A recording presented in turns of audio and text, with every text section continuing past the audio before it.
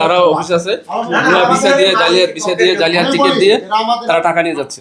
এই যে 1 কোটি প্লাসের উপরে হবে, এখানে ব্যাংক স্টেটমেন্ট হতে হবে, সবকিছু আছে। এখন এই যে টাকাগুলো কোথাতে আসবে? এগুলা যারা টাকা নিচ্ছে তারা আমাকে আটক করে তারা পাওয়ার নিয়ে নিচ্ছে। আপনার কাছে কত লাখ টাকা চেয়েছিল? কত লাখ টাকা ভিসার জন্য? ওই ভিসার জন্য 2 লাখ চাইছিল, 2 লাখ করে 4 লাখ। কোন দেশে? লাউসে। একদম জাল। জাল। আপনি কি অথেন্টিক ভাবে কাউকে দিয়ে দেখেছিলেন, চেক করেছিলেন? হ্যাঁ হ্যাঁ, কাউকে দেখানো না দেখানো হয়েছে, অথেন্টিক ভাবে চেক করাইছে, ওনারা কাউন্টার মারছে দিবা, একবার পাঠাইছে আবার এডিট করে আবার দিছে।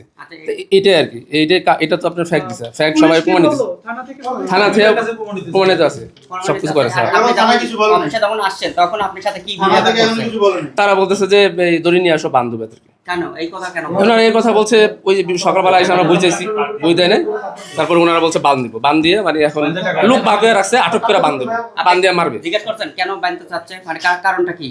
আপনার ভিসা তো যদি জাল হয়, অফিসে আসছে পাসপোর্ট চাইতে, এটার জন্য। দিবে নাকি? হ্যাঁ, অফিসে